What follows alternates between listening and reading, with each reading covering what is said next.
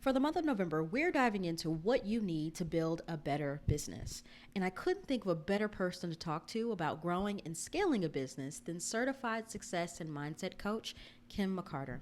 Widely known as the marketing funnel trap queen, Kim has masterfully integrated her savvy as a corporate executive, entrepreneur, and business coach to ignite passion, infuse purpose, and inspire excellence in women business owners all over the globe.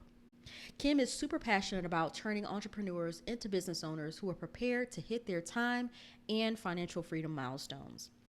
She has quite the track record of success.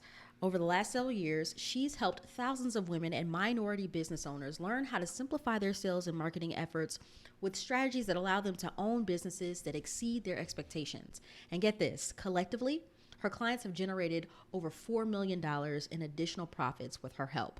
So if you're a Black woman entrepreneur looking to grow and scale your business, you'll definitely want to tune in closely to this conversation Kim and I are having, because we talk about how Black women entrepreneurs can really step into big profit energy to grow and scale their businesses, why limiting beliefs aren't the only things holding you back from business success, and the number one thing Black women entrepreneurs should do today to increase profits and set the stage for record-setting revenue in 2021. Here's my conversation with Kim McCarter. Hey, everybody, and welcome to the Think Like a Thought Leader show, where entrepreneurs, leaders, and change makers like you come to learn how to build wealthy legacies related to the work that you do in the world. And I'm so excited to have the Kim McCarter here with us to offer us some of her amazing thought leader gems. So Kim, thank you for joining us. Thank you for making the time. And before we even dive in, I want to encourage those of you who are watching or listening right now to share this conversation with someone you believe needs to hear it. We're talking all about how to activate your big profit energy in business. November is all about building better Black businesses, and I couldn't think of a better person to talk to about growing and scaling than Kim McCarter herself. So make sure as you tune in, you got your notes out, you got your phone out, taking notes, because I have a feeling she's going to drop some gems on us today. And again, if you're watching or listening, I want you to sound off. I want you to go ahead and text me at 404-737-4957 and let me know what you think of our conversation, of our discussion. So we got a lot to dive into, so let's go ahead and do that. Kim, can you talk about the greater mission and the purpose that drives your work for those who may be unfamiliar with you? Yeah, so when I think about not just my business, but like what have I been called to do, I'm really here to make sure that we no longer are fighting for seats at tables that don't want to open doors for us, but that we can create our own opportunities. But the thing about that is we can't create opportunities while broke, right? I can create the opportunity, I can build the table, but I don't want to pay your way to the resort too. I want you to come, like, you know what I mean? I want to be able to create more wealth. I want us to think about our generational wealth, because I think that we are at a space and time where we can't just keep doing the same song and dance. We have to take what we've been through, what's happened, and reframe it for our own greater good. I agree. We certainly can't make impact broke. And I think we are at a tipping point where the real thought leaders need to be standing up, those entrepreneurs, those leaders, and those change makers, because our work is needed. Now, you're widely known as the funnel trap queen, and now we can add money and success coach to that list of accolades. How did you go from being known for your killer marketing funnels to becoming a mindset coach? Girl, you gonna make me cry. That journey was so unexpected. It was so hard. emotionally, mentally, and physically. You know, we always have that one moment where we actually have to get in the valley of the work that we're doing and just move forward to our next level. And I was in a space where a lot of people were telling me, like, you need to do this. And I was just so resistant of it because I was like, I'm the funnel trap queen. I have a successful business. But the truth was, I wasn't happy with it.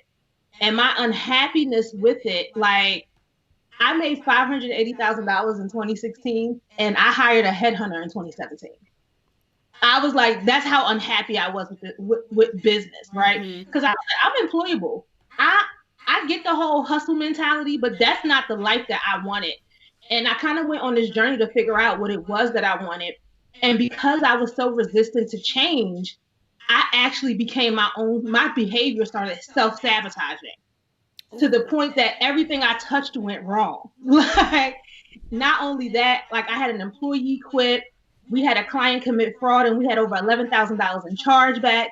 And it wasn't that we couldn't cover the chargebacks, but when you have that kind of chargeback activity, your bank and your merchant account start looking at you differently. They start going, "Wait a minute, sis." Right. Like, you know what I mean? It's just a lot that goes into that. So I started really going deeper into my own mindset because everyone kept on saying it must be your mindset. And I think there's a tipping point, especially for those of us who are in the coaching industry and we're into mindset work, right? And when every coach is like, it's your mindset, and you know deep down, no, it's not just my mindset. There's something else that's missing. There's something else that is forcing this. And it was because I was out of alignment and I wasn't following the path that he was trying to put me on. I was so focused on doing what everyone expected of me. And it was in that journey that I started really trying to figure out what that deeper mission, what was the deeper mission? What was the greater impact? And for a long time, I thought it was still in the sales funnel space because I was one of the first Black women to go into sales funnels. Like, you know, I had like the Click Funnel certification. Any new platform that came out, I knew it. Like, when people said sales funnel Black woman, they said Kim McCarter. It was like, and that was I chose to go into that space. I wanted to dominate. And that's what I did. And just when I was trying to figure out what the deeper impact was, I said, you know what? So many people come to me for sales funnels, but their businesses really aren't for the sales funnel. So I thought my work was deeper in there. So just when I started getting my footing and getting everything together, my mom died. Oh. And it was like a blow. I'm the baby by 12 years. It was totally unexpected. And for those of us who are into, like, you know, intuition, manifestation, and all that, no lie, I was sitting at my desk on a Monday and I literally heard a voice, "You're going to have to bury your mother." And I was like, it stopped me in my tracks. And honestly, I was like, okay, well, let me pay attention to mommy. I'm thinking something's going to happen, like maybe the following year or something like that. And literally that Thursday, my brother called me frantic saying that they couldn't get in touch with my mom. Oh my and goodness. I live close because she's in Brooklyn. I have a sister in Brooklyn. I'm in Jersey. I ran out the house. I'm like, my boyfriend's a cop for NYPD. He beat me. He left work and beat me to her house. And I'm like, do the cop knock, do the cop knock, right? So finally we get her in less than 24 hours. My mom was gone. Like, just that fast. And I remember, like, I was there. I remember telling them to call it, to stop doing the CPR. Like, it was just so emotional. So I remember, like, my uncle hugging me and I'm crying and I'm going, what's next? What am I supposed to do? And he was like, what do you mean? And I was like, what does God have prepared for me? That mommy had to go to her angelic realm to make sure I did the work. And I remember my uncle just holding me and saying, can't nobody figure that out but you, baby. And at the time, like, you know, I leaned into my circle and I had went on vacation with some friends. And in my journaling, I was like, you know what? My mom's death is not going to be in vain. Like, I was like, it's just not. Yeah. And so I made a list of like what I wanted to do over the next 12 months. And what ended up happening is I put a note in my phone to go back and read the list. Because, you know, we always make those little lists and we never go back to them. Right. And I ended up meeting a coach that I had been admiring for a long time. And I joined his program. At his event, I bought into the next part of the program. Like, there's always an upsell. And I was so in the community, I went to the next program. That January, I was at our coaching event, our retreat, and there was a coach there, white guy, not quite middle age, probably late 30s, early 40s. And he was one of the coaches in the program. And I was just sharing my authentic story with him from corporate, doing sales funnels, the work I did the year before. And he said, do you think if you hadn't have done that work, you would have been prepared for your mom's death? And I was like, well, I don't think I was quite prepared, but I was mentally ready. And that's a difference, right? And Yes. he was like, I can understand that. And he was like, so what do you, and I was telling him about, like, I had spent $50,000 and still had to figure out all the answers. I was like, what is going on around here, right? And he was like, what was missing from those programs? And I was like, honestly, white women and white men can't teach me how to break my limiting beliefs because they don't understand where I come from or my ancestral trauma. Okay, see, let's get into it, okay? Because you said something that I really want to unpack there. And I think that, especially in the business coaching and mentorship space, we're starting to see, or I think a lot of people are starting to select their mentors and their coaches based off of more than just what they see online, right? The branding, the following, the screenshots of their income reports. So, can you talk about why you believe that a white coach or mentor Okay, can't? I absolutely can, because I'm gonna tell you exactly what I told Mark in that moment. And he asked, he said, why not? And I told him, because they don't understand us culturally, they don't understand the ancestral trauma, and they're not willing to do the work to go past compassion and empathy. I really want them to be able to have deep conversations, and inclusion is not just having one black coach on your team. That's And right. he was like, do you feel like that's what was missing? And I was like, yeah. He was like, well, and he asked me, like, now, Courtney, this is like, homegirl to homegirl right now, right? Now, picture this, like, late 30s, straight laced white guy, grew up in California, and he turns around and goes, well, why can't you do it? Huh? Who you talking to? What a Because challenge, at first right? I thought he was coming for me. Like, I was like, You were like, I didn't even you send for you, gonna boo. How you take coming for me like that? And then I had to stop, though, and I was like, I can do it. And he was like, then do it. And he said it just like that. At first, I was so offended because I was like, what does he mean? Why not me? But in that moment, I realized that he was talking to me from pure potential. He wasn't talking to me, Kim McCarter, who was still trying to figure out what her next steps were. He was talking to me from a space of, if you can be that person, you can dominate in this space like you did in every other area. And it was a breaking point for me. And I went back and I looked at it and I was like, I can do this the same way that I've done everything else. And it was in that moment that, how everyone's always like, well, what makes you unique in the space? And I was like, because there aren't enough Black women doing the mindset and success coaching work on levels where people can really have conscious and subconscious breakthroughs. And I'm willing to get in the valley with my people in order to make sure they can get the shifts they need in order to be successful. It wasn't and I was like, that's my transformation. Like, that's the results I'm willing to go after. And when more people do that and willing to just have, like, real conversations about it, like, what are these cultural agreements? What are the limiting beliefs? What are the things that we hold on to just because it's always been that way, that it's now time for us to let go of in order to get the success that so many people feel like they can't obtain just because they are who they are? Well, what about if you let go of all of that and you just went after it anyway? And for me, that was like the flip to go, I'm going into that space, the why I'm going into that space, and then the change being the change I want it to be, to see. I love that. That is such an inspirational story. And very real and authentic. Because I think what, and this is why I love doing this show, is because we get to dive into the journeys of our brilliant Black thought leaders. And so you talked about these cultural agreements that are really holding us back. I think they're far deeper than limiting beliefs that, some of They us are. who might Cultural be. agreements and limiting beliefs are not the same thing. They are, but they aren't. Yes. Like, so it's really like, especially for those of us who are Black American, West Indian, West African, right? And I'm not saying that other cultures don't have these same belief systems, but one of the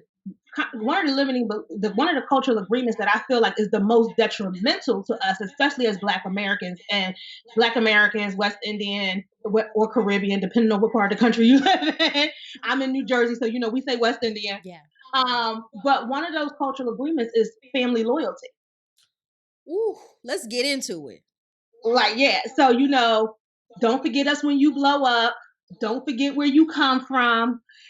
Don't forget the little people. Like, you know what I mean? Yeah. Those little things that we hold on to because we don't want to be called bougie. We don't want to be called conceited. We don't want to be told that we forgot where we came from. We don't want to be told that we changed. And because of that, we hold on to the beliefs that we have just so that way we can be accepted by the people who have always been there. But sometimes the people who have always been there are the very reason why you're playing small and not getting to where you want to go. So at what point does your happiness become more important than their comfortability? Whew. That's a word. And I actually just shared something on my personal Facebook page about this, about how thought leaders are very intentional about their inner circle, about curating their inner circle. And they recognize that they have gifts, right? Their presence is a present. That's not arrogance. That's just fact. And they also understand that not everyone has the capacity to appreciate and pour into not just the gifts, but the giver of that gift. So I think you're spot on when you talk about, one of the biggest cultural agreements that hold us back is loyalty to family. And also I would extend that to friends too. The ones who, were 10 toes down, knew us before. We have to really be careful about the energy of the people that we surround ourselves with. So, Kim, what are some of the other cultural agreements that you often see hold a lot of Black entrepreneurs back from success? Oh, child. This is where the entrepreneurs in this space be like, you need to write a book. And I'm like, I ain't writing no book. So, outside of loyalty, the other one is our need to be in control. So, as Black women, we've been leaders in our homes for so long, whether it's because of like an absentee father, like, parents working multiple roles in the house. And what has happened is we've taken on the persona of being Superwoman because we had to. Yeah. And because you're so used to being Superwoman, you are now in a space where being Superwoman doesn't serve you, and you rather allow physical limitation and stress to keep you back than be able to delegate something. And that need for being in control is really because of fear. You're so stuck in people letting you down, not getting it right, that now you're in a space where you're crippled by it. Mm-hmm. But the truth is, what got you to where you are in your business is not going to be the thing that's going to get you to the next step. There really is no such thing as multi-seven-figure solopreneurs. Can you say that again?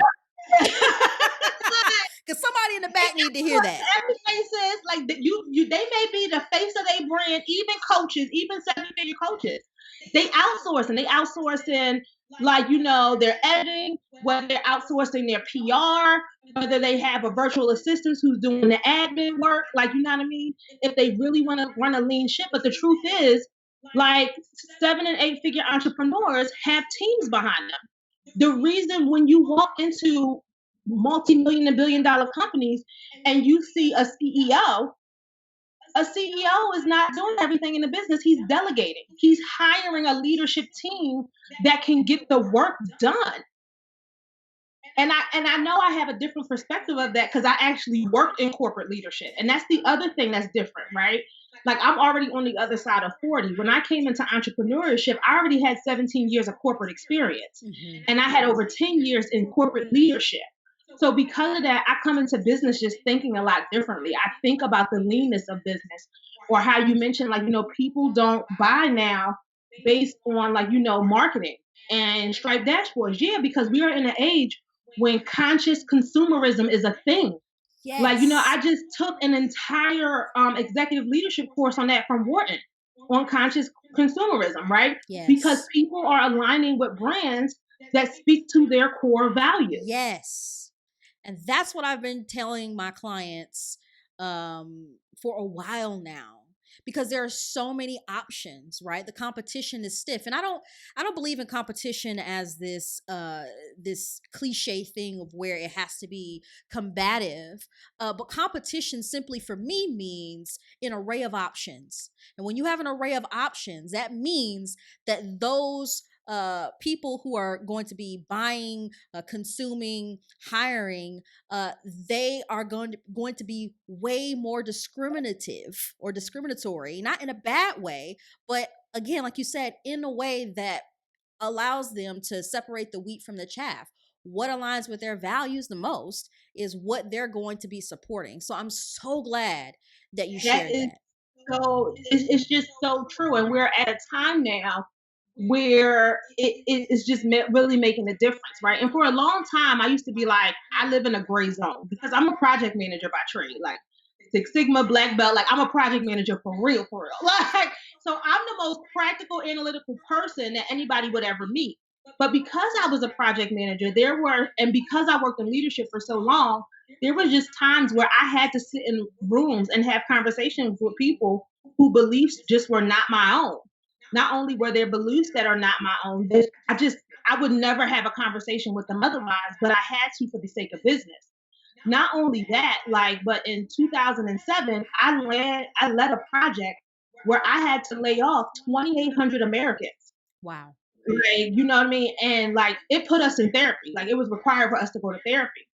And it was in the media industry. So here I go, my chunky West Philly girl self. You know what I mean? And I'm walking into rural backwood America, and I'm firing rural backwood America. When they saw me and my team come in, they knew that we had pink slips and severance packages on deck. Right? Mm-hmm. And it taught me a valuable lesson about comfortability. And I didn't even know I would need that story or that lesson 10, 15 years down the road when I got into the space that I'm in now. But what it taught me was that people get so comfortable in their position. I have a high school diploma. I get hired at the factory. I've been working at the factory 10, 15, 20 years. My wife worked at the factory. Mm-hmm. Together, we make about $80,000, $90,000. That's a lot of money in backwood America. Yeah. Like, let's be honest. Yeah, like, you're not. And then here comes China. Here comes technology. And now we take that livelihood away from you. So we have to have someone to blame, right? Mm-hmm. But what it also taught me was that there's a generation of people, that generation between like me, I was born in 78, so I'm that weird generation X, that kind of sits in the middle that everybody kind of forgets about. Right. But right before me is the boomers and right after me is millennials, right? Yep. And boomers are that generation of people who just went along with the status quo because they were born in the middle of segregation. Mm-hmm. So either they were affected by it or they weren't, right? And they just took on whatever values were passed down to them the generation prior that was full in segregation, like Absolutely. 3 generations from slavery, right? Absolutely. So because of that, these are the people I'm going in and firing. Now, from a cultural perspective, these are my siblings because I'm the youngest by 12 years. So when I walk into Boomers, I see my brothers, like that's my brothers and sisters. There isn't I have respect for everyone, but it's not like an elderly respect. Like, you know what I mean? It's just like I'm gonna respect you because you're human. And what it also taught me was that it was like imagine like us having an entire protocol for why you should be using Excel spreadsheets because hello, it's 2007, and we walk into your office and everything is still paper, and you want to know why we're letting you go. Yes. Like, you know what I mean? And what it taught me though that I use now is to be able to see where people's beliefs actually come from, even when I don't agree with them. Mm. Because of that, it allows me to see that it allows me to understand how racism, bigotry actually show up in people's lives and how they don't even recognize it. And it's just like it's an astonishing place to be at. But it also made me understand why the work that I have been called to do was so important and why the resistance of it, it was literally like, he was like, well, if you're not going to do what I said do, you ain't going to do nothing. And that's one of the reasons why when it comes to like big profit energy and when it comes to like passion and core values, like I'm always speaking to that piece of it over marketing strategies, right? Because if Yes. your work actually brings you pure joy and your clients get joy just from working with you, that is the true definition of the money will come. Now, I'm not saying that you're supposed to sit idle and not do the work because I make, my people get the work. I will fire a client if they not going to do the work, right? Because you ain't going to embarrass me on these internet streets. People know you a Kim McCarter client and broke. That ain't going to work for the kids. Right. That does not align. Okay. Okay? That ain't going to work for the kids. But it just helped me like understand like we always have to be pressing past, like, you know what I mean, that that outer shell of it to really get to that epicenter of how we can make a difference. Yes. So, Kim, Goldman Sachs recently published research analyzing the obstacles of Black entrepreneurship. And they found that even though Black women are the most highly educated group of the people that they surveyed, their median revenues were less than half that of white men. And so something like 47 cents for every dollar collected by a white male business owner is what Black women make. And we're also the number one demographic for starting new businesses. But why don't we have the money, meaning the revenues and the profits to show So for it, one of Kim? the things I discuss often is because I guess hate is a strong word, but it does something to me when people share that meme or people always want to share the Forbes article about how Black women are the fastest growing group of entrepreneurs. And I literally want to be like, and we're also the brokest. Like, and we're also the Right. brokest. Let's talk about the other side of that. Like, you know what I mean? Mm-hmm. And there is systematic racism at play, right? Because when Black women go into venture capital spaces, they are just not funded at the rate that white men are, and even white women, right? So that's definitely at play. The other things that are at play though is because the truth is we have to get out of the mindset that we have to bootstrap everything. And that's just like if we're going to have a real conversation about the external things that are at play, we also have to make sure that we are taking care of internally as well, right? Right. We're so in cultural agreement, right? We can't be braggadocious, like be humble. The only time y'all tell people to be humble is when their expertise makes you uncomfortable. Why I gotta be humble? Oh, now that's a word. That's a word. Like, no, I don't want to be humble. We've been And humble I long don't have to enough. save everything for a rainy day. What about if my rainy day is now? Yeah. Yeah. Like, I have talked to women.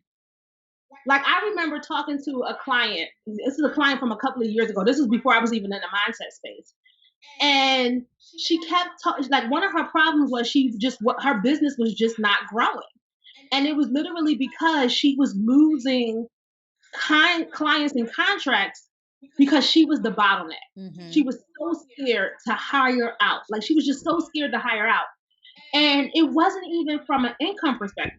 And I was like, and she was like, well, this particular person wants like $15,000 to do this thing. And I was like, that's actually a really good deal. I said, do you not have the $15,000?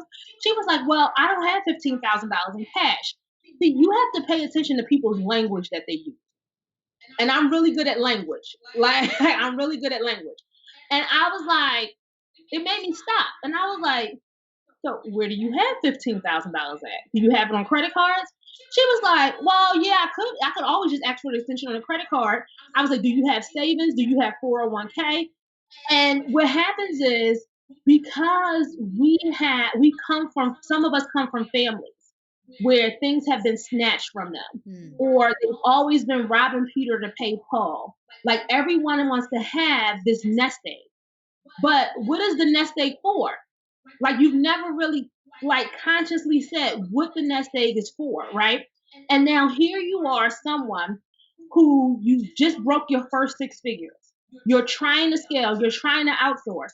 And you mean to tell me that you won't bet on yourself and pull $15,000 from your savings to save yourself 3 months of work because you rather suffer and do it yourself while you're already using business, because in the back of your mind, you keep hearing everybody say you never touch the emergency credit card.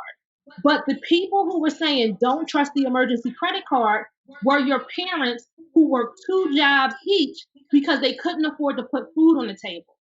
Whereas you make more than your parents by yourself, but all you see is their hustle and their struggle, and now it's shaped who you are. But you can't think about your situation from someone else's circumstance. Like, that is so different, right? Yeah. But it's been passed down. Like, you know what I mean? Don't touch the emergency fund. You got to have a backup plan. And you know, I'm the first person to say you definitely want to have a savings, like, and all that stuff. But I'm not making financial decisions. I used to make financial decisions based on my grandmother. So years ago, like late 20s, early 30s, I paid all my bills at the first of the month. So the first of the month, I paid everything. Yeah. Rent, car, bought the groceries, gas, electric, any bill I had got paid at the first of the month. And then I had a financial advisor that came in through the job, and they were like, why do you do this? Because they were trying to get me to put more in my 401k. And I couldn't afford to put more in my 401k, and they couldn't figure out why. So he sat down and he looked at it and he was like, why do you do your billing like this?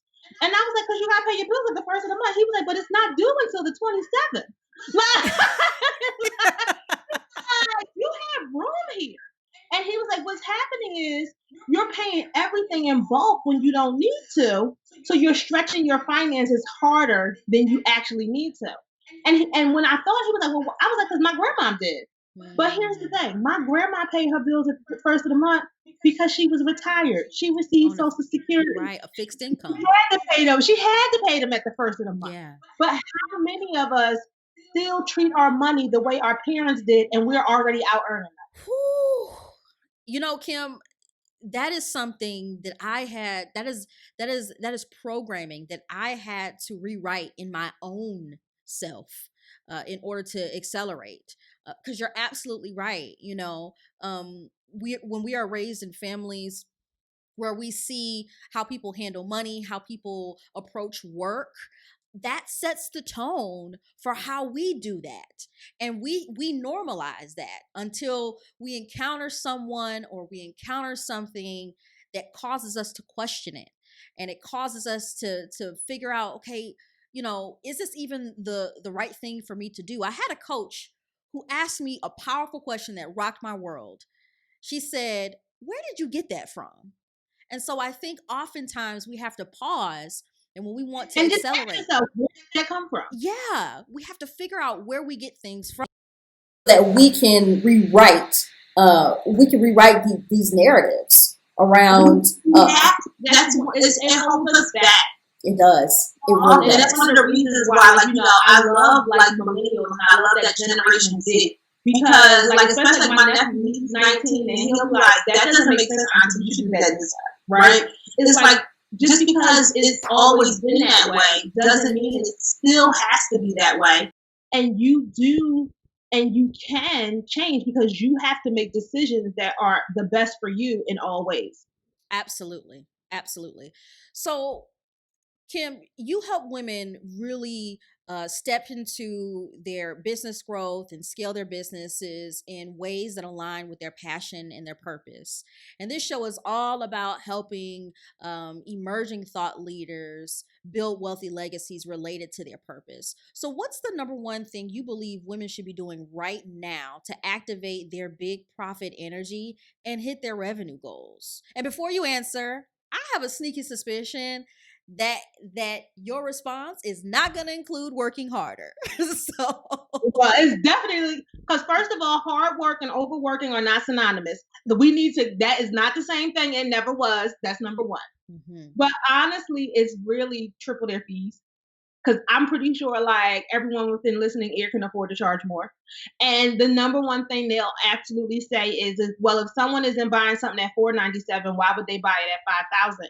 And the truth is, it's because you're speaking to the wrong person. You're so caught up in that target audience, ideal client avatar that you created at the beginning of your journey that you aren't speaking to your perfectly aligned clients. At this point, like the women that I specifically that I work with, they've been in business for a while and they can't figure out why they're stalled.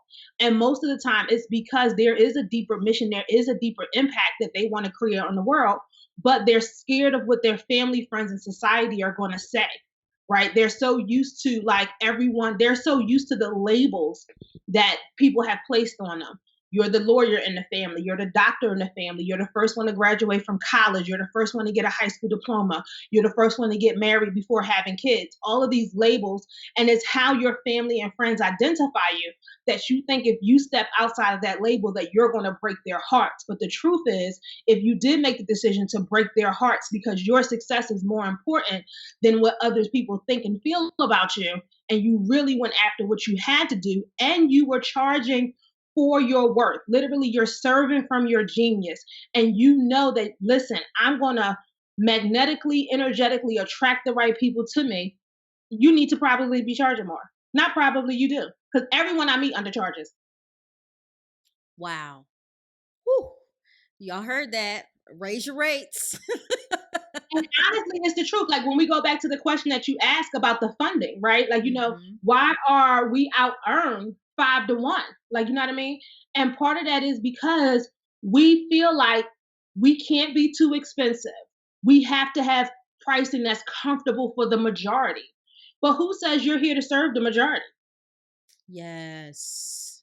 And it's just the truth, right? I recently ran across the program offer. Like I not know someone, but I know of someone in the industry, non-Black, that charges $15,000 for a program. And the program she went through to get the certifications to do all of this stuff was actually by a Black woman, and it was $3,000. And like just from like it just was mind blowing to me from like not even from a appropriation or not even from like she took her content and resold it because the $3,000 program is so you can go out and recreate this opportunity for other people. But it was the idea that the Black woman program is $3,000 and she taught you and your program is $15,000. That's the 5-1 right there. Right. And people are paying the $15,000 for the program because I know at least 5 people who went through it. Wow. And I'm like, and a lot of times we'll look at it and be like, I want to have balls like that. Like, you know what I mean? Like we feel like it's like it's wrong and it's dirty to be able to be like, no, I serve from my genius. I'm putting in the work to study, invest in myself, and help other people create their own opportunities for wealth. I don't care if you're teaching people how to make more money, you're teaching them how to fall in love, you're teaching them how to live happier lives. When we are in the spaces and when we want to be seen as thought leaders, we want to be seen as people who offer transformation. We want to be like, I want to dominate in my industry. Well, guess what? I can't hire Tony Robbins for $997. You sure can't. I can't even go to his. Well, now the virtual event. I think the virtual event is $1,000. But like, if you wanted to go to his live event, it's 3 days, $3,000 all day long. Yep. But then you get mad when you want to host a brunch in Atlanta and it's $97 and people want to buy and you don't want to buy tickets and you be like, we don't never support our own. You ain't giving me a reason to. Not the $97 brunch though. And I live in Atlanta, so You you're know speaking exactly truth. what I mean. And everybody, everybody got an event. It's always $97. And you wonder why we don't want to fly in. I'm not flying in for your $100 brunch. You gonna serve me dry French toast? No. Tell the people, Kim, because listen, this is so important. Our legacies depend on the behaviors and the mindset that we operate from. And so what I hear you saying is not just raise your rates, right? But understand who you really are at your core so that you can make sure you're serving from your genius. And once you're clear on that, you can be confident enough to raise your rates, to double, triple, quadruple, what have you. Absolutely. Absolutely. And a lot of times it's because, I feel like we are in a space in the coaching industry where we have created this bubble that people are now in. Because we went through a phase where everybody was like, you gotta niche down. Like, you know what I mean? So what's happened is a lot of entrepreneurs are just tired of having to be like, I gotta go through 10 people to get this transformation because it's just not like under a wheelhouse where I can just get the things that I need.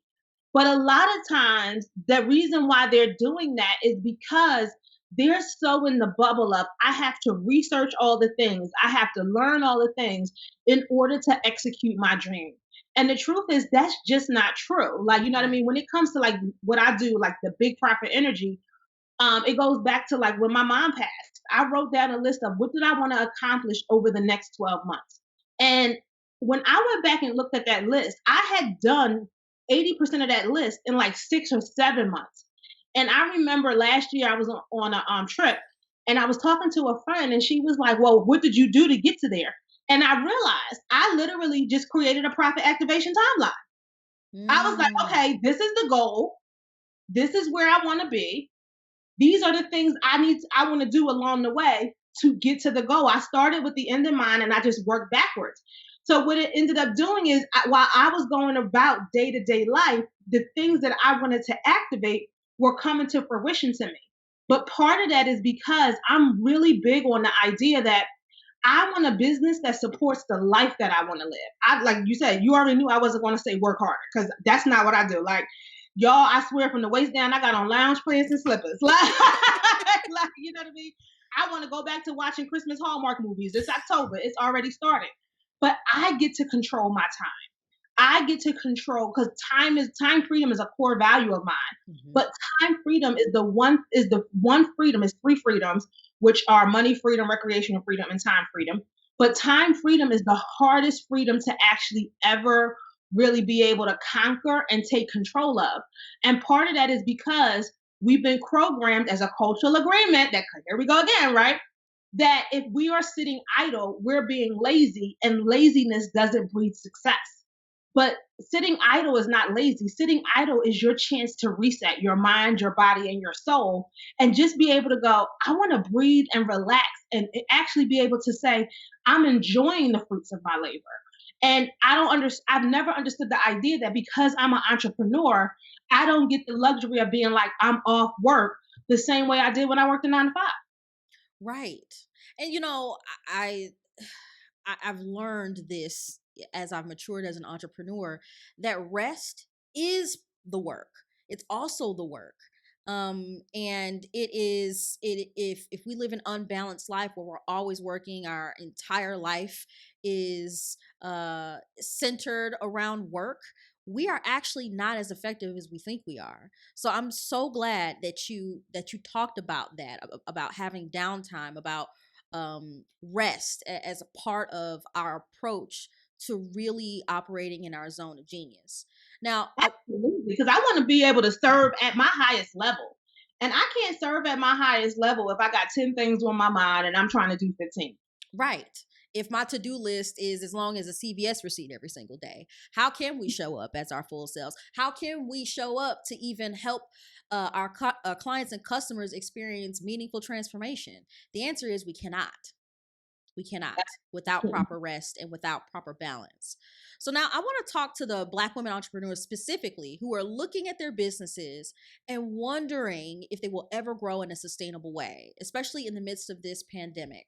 And everything else that's going on in the world, Kim. So you have a special free training available to help women manifest high caliber clients and activate their big profit energy. Can you talk about what women can expect to walk away with in this training? Yeah. So the idea that we are in a pandemic or the world is in a crisis, and when I say this, I got to put this disclaimer out there, right? Because when people hear me talk about growing a sustainable business in the midst of a pandemic, in the midst of a world crisis, it's triggering. And the first thing people want to do is project their energy on you. Well, what about this? And what about that? And I can go, my uncle died on April 10th from COVID in Staten Island, New York, by himself because he got caught up in the height of the pandemic. So when I speak to like making money during the pandemic, I don't mean like taking advantage of. And one of the reasons why I think that's important is because I'm really big on having empathy in the things that I'm doing and the things that we want to do in business. But the truth is, like when this first happens, one of my biggest conversations was on the other side of this, millionaires are going to be born if you are willing to buckle down and do the work. So in that training to activate your big profit energy, I'm really talking about like if you want to catapult your success, you really only have to master three things. And that is clarify your work, connect with your audience, and communicate your value. And if you can master those three things and the steps that come under those three phases, you can catapult your success at every level. The problem is when we think about business, people are always thinking about the strategy. And don't nobody know strategy like the funnel trap queen. So listen, I know strategy, right? But the truth is, business is spelled BUS, right? I N INESS. And the reason why that's important is because the first two letters of business are BU. And far too often we're so hooked up into what we're being marketed and what we are being told we should be doing that we haven't really defined business at the core. Like, why are you actually in your space? What is it that you truly want to do? How do you want your business to affect your life? So when you're thinking about like, hey, I want to make $250,000 a year, how is your life going to change? And when people tell me my life is going to be exactly the same, if you plan to make $250,000 a year and your life be exactly the same, you haven't really thought about the vision because you want that $250,000 for a reason. Get real with yourself. What's going to change? What's going to happen? How do you want life to look? What kind of car you want to drive? Like, you know what I mean? Who do you plan to hire? Like, do you want to have a housekeeper? Do you want to have a chef? Is your kids going to go to private school? Do you need a nanny? And one of the things I loved about 2020 is that I got to help my clients actually be like, my business, I'm not broke because of the pandemic. They were actually able to show up and serve in the midst of. So when schools were shutting down, they could afford to bring in help to make sure they could run a business and a household with their kids in the home at the same time. It also allowed them to understand the importance of being progressive in that. Like, so for me and my team, like when I first started coming, I was like, okay, well, we have to come out of our office space. Everyone has to go virtual. We're bringing down the hours from 12 to 5, right? But being able to go, what else is needed? And it was that ability to reset and know, like, you know what? I'm not going to suffer and my business is not going to suffer. And I can still heal the world at the same time.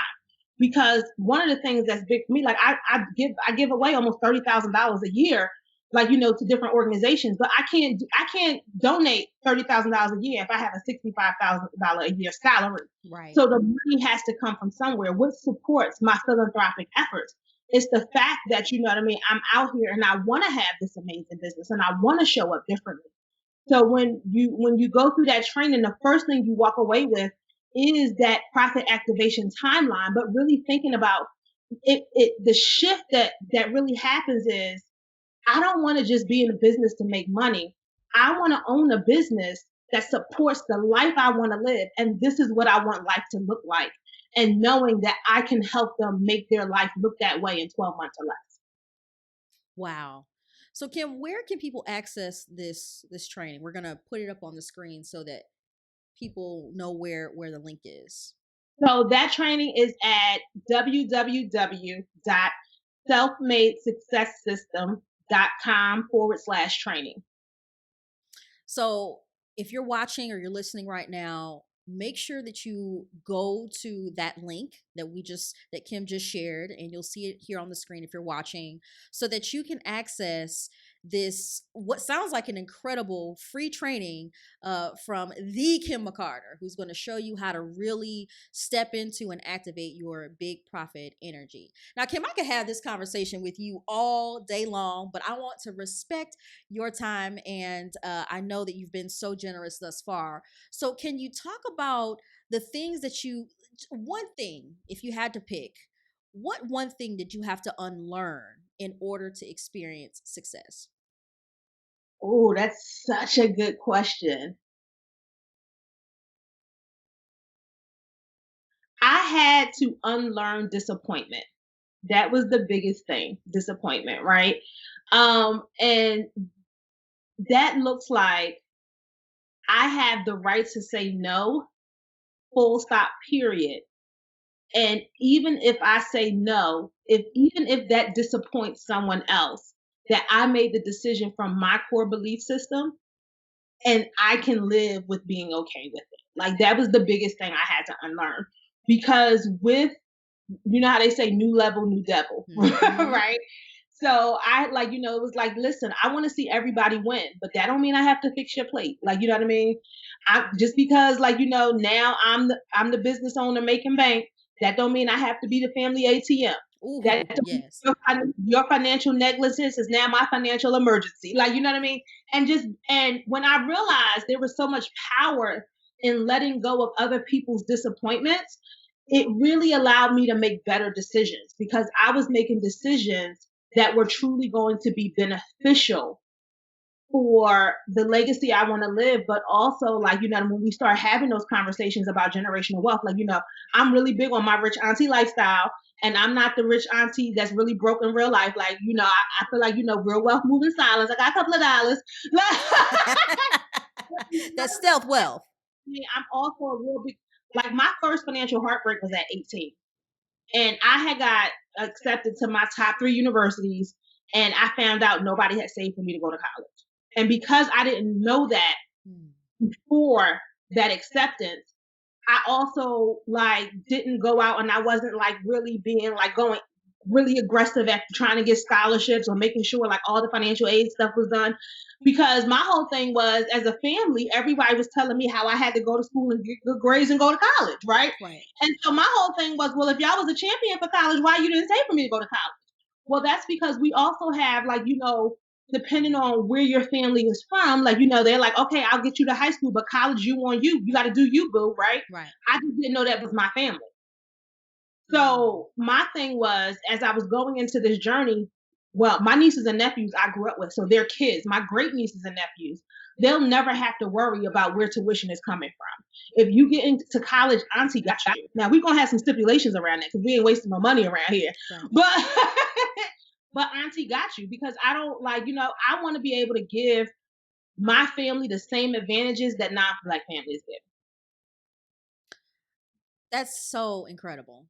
And I'm sure that alone is going to inspire some people to really think long and hard about their legacy and to think about the boundaries that they need to put in place with their friends, their family members, and even themselves in order to live that out.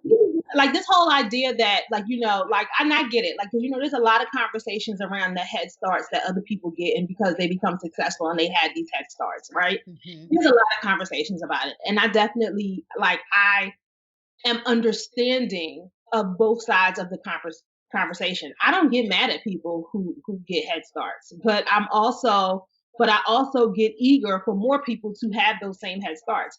And I can't give head starts to my great nieces and nephews if I'm not willing to do the work to create the money plan in order to make it happen. Like, you know what I mean? Like, so Mm-hmm. like if my nephew, when my nephew graduates from college, if like, you know what I mean? If I have a company he can come work for $100,000 a year, he getting a job as long as he qualifies for it, because that's the same head start that, you know, nepotism is real. It And other is. people give their family members head starts. Who said we can't? I completely agree.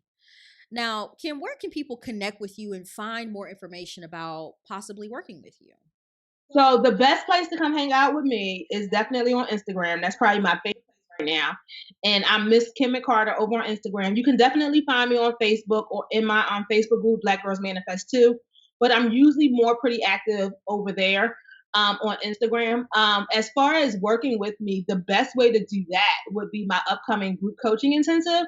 I'm having a 1 day group coaching intensive. Is going to run like 6 hours, and it's going to be all about how to create a money, and not how to create. We're going to create your 2021 money plan. So we're going to be talking about how to perfectly align your intentions, your clients, your fees, your customer journey, the whole shebang. So it's mindset, money, and marketing all to create that money plan, and that's going to be held on December 12th. And that information is on Instagram as well. Awesome. Well, Kim, you are certainly a thought leader in my eyes and in the eyes of so many of your clients and customers that you've helped already in business. Any final parting words of encouragement or advice that you'd like to offer those watching or listening to you right now? Sure. So honestly, I would say, like, you know, go for it. And in order to go for it, just look at and ask yourself, what's really stopping me?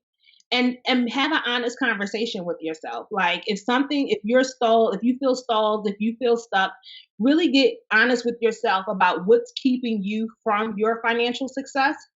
And when you get really clear on what's keeping you from financial success, all you have to do is ask yourself, do I have the tools and resources to fix this? And if you don't, get help. Like, there is success in vulnerability, and we mask our vulnerability so often because we have to, because we just aren't as protected as so many other, like, you know, genders and races. And because of that, like, we kind of go into our bubbles, and that's one of the reasons why I'm really big, like, even in my free space, to make sure that there is a space where Black women can be vulnerable and get the help that they need, and make sure that we have brave, safe spaces for us. So just be willing to, like, step into that space and be vulnerable to get the help that you need, because if you can't fix it on your own, it's just not going to get fixed. Kim, thank you so much for the work that you do, for stepping into your purpose, and for providing safe spaces for Black women to truly activate their big profit energy. I appreciate you having this conversation with me today. Thank you for having me. It was definitely a great conversation. Now, if you enjoyed this conversation and it inspired you in some way, then please feel free to spread the word by sharing it with someone who you believe needs to see or hear it. And if you love today's show, you'll definitely want to sign up to be notified when I have other insightful conversations to help you build wealth related to your calling by texting me at 404-737-4957. That way, you'll never miss another discussion when it airs, and you'll also periodically receive communication tips to help you position your brand and business as a thought leader in your industry. And finally, in an effort to stay true to our vision and remain unbossed, and unapologetic, we've created the opportunity for those of you who enjoy this transformational content to support us monetarily through Patreon. So for as little as $5 a month, you can invest in a network dedicated to creating programming for the upliftment and enrichment of Black people through media and entrepreneurship. So to patronize us, please visit thinklikeathoughtleader.com and hit that green button that says, let's build this. Or if you're more comfortable doing a one-time contribution instead, you can go ahead and click that blue button, which allows you to give via PayPal. Your monthly or one-time investment will help build a groundbreaking multimedia company that will shift paradigms and empower a generation of leaders and entrepreneurs with thoughtful programming and high quality content. So, to learn more about how you can donate and how you can patronize us, please visit thinklikeathoughtleader.com. And we thank you so much in advance for your support. That's all for us. Thanks for tuning in.